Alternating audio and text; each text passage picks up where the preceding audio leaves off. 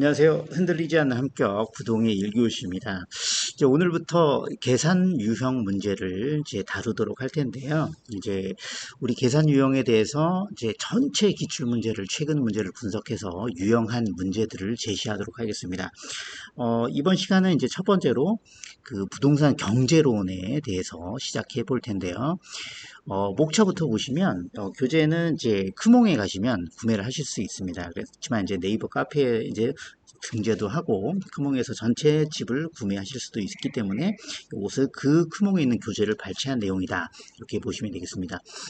경제론에서는 총 7가지 계산 문제를 유형화했고요. 오늘 첫 번째로 개별 수요량을 주고 전체 수요 함수를 구하는 유형에 대해서 살펴보도록 하겠습니다. 교재로는 4페이지에 나오고요. 자, 그럼 문제를 살펴볼 텐데 부동산 학계론의 이제 특성 중에 이제 하나가 이제 비법률 과목이기 때문에 이제 특별하게 과목의 결이 좀 다르다는 문제. 그리고 두 번째는 계산 유형이 최근에 이제 10문제 이상이 출제가 되기 때문에 계산 문제를 완전히 포기해서는 커트라인을 넘기가 좀 어렵습니다. 그래서 계산 문제를 반드시 4문제 또는 8문제 이상을 확보하시는 그런 목표를 가지셔야 되는데, 계산 문제의 핵심은 뭐냐면 두 가지입니다. 첫 번째로 이 문제가 뭐를 묻는지를 알아야 되고요. 그리고 그 유형을 내가 과연 풀 수 있는지 없는지를 알아야 됩니다. 그 두 가지를 알면은 무조건 합격이라고 보시면 됩니다. 그래서 계산 유형이 도대체 뭐를 묻고 있는지, 그리고 이걸 내가 풀 수 있는지만 그 시험장에서 딱딱 판단할 수 있으면 그럼 그 문제만 골라서 풀면 돼요. 절대 내가 모르는 문제라든지 그리고 풀 수 없는 문제에 도전해서는 풀 수가 없어요. 시험 문제에 그 시간도 안 되고. 그래서 우리 유형 중에서 여러분들이 요 유형은 내가 도저히 안 된다 그러면 과감하게 제끼시고 넘어가시면 되겠습니다. 네, 첫 번째 이제 유형은 개별 수요량을 주고 전체 시장 수요 함수를 구하는 유형인데요. 공식을 먼저 살펴보면 이 문제의 핵심 유형은 뭐냐면 개별 함수를 주고 여러 개를 주고 전체의 함수를 구하라고 물었단 말이에요. 그러면 어떻게 구하면 되냐? 주어진 개별 함수 두 가지를 더하면 돼요.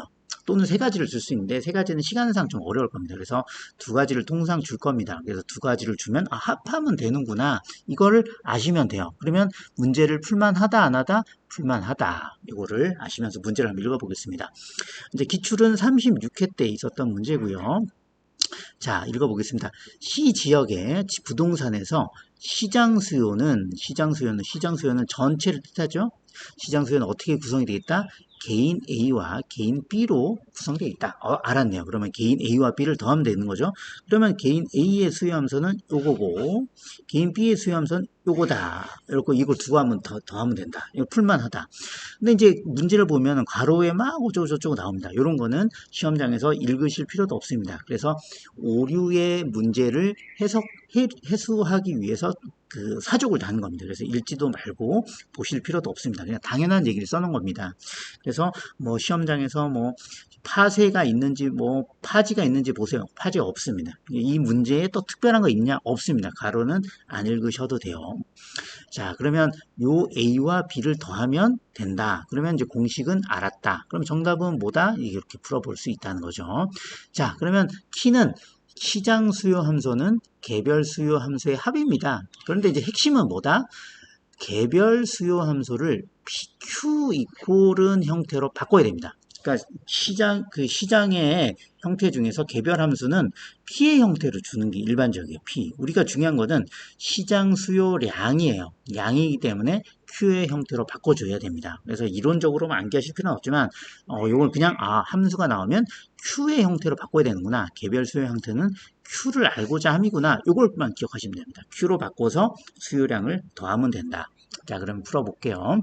자, A는 P 100-QD였고 B는 100-2QD였습니다. 그럼 이것을 Q로 형태로 바꾸면 우리가 이제 수학적으로 산수입니다. 방정식이죠.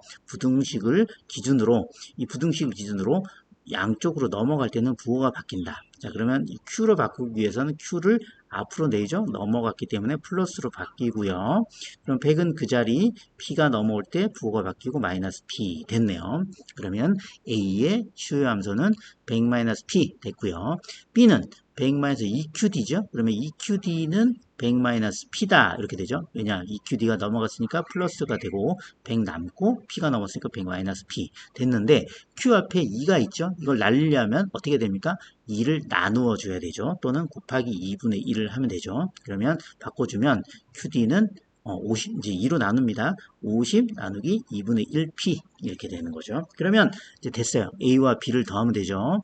A는 100-P, B는 50-2분의 1P. 그러면 요거는 산수죠. 가로를 풀어주면 요거끼리 더하고 요거끼리 더하면 됩니다. 그러면 숫자는 150이 되고 마이너스 때문에 그대로 더하면 되죠. 마이너스 2분의 3P 이렇게 되는데 문제를 보면 Q의 형태로 나와 있지가 않습니다. 보기를 보시면 P의 형태로 나와 있죠. 그러면 요것은 나온 거를 P의 형태로 정리를 하면 됩니다. 그러면 이제 계산을 해드리면 오른쪽에 있는 P를 넘기죠. 그러면 2분의 3P가 부호가 바뀌어서 이렇게 갈 테고 150 그대로 남고 Q 넘어와서 마이너스가 되겠죠. 그러면 앞에 2분의 3이 있기 때문에 곱하기 3분의 2를 하거나 뭐 이렇게 하면 되겠죠. 그럼 정답은 1번이 된다. 이렇게 이해를 하시면 되겠습니다. 자, 이번 시간은 개별 수요 함수를 주고 전체 수요 함수를 구하는 문제였습니다. 그러면 요약을 해보면 개별 수요 함수는 Q 형태로 정리를 하고 1번과 2번을 더하면 된다. 이렇게 보시면 되겠습니다. 우리 부동의 1교시 채널 구독과 좋아요 부탁드리겠습니다. 고맙습니다.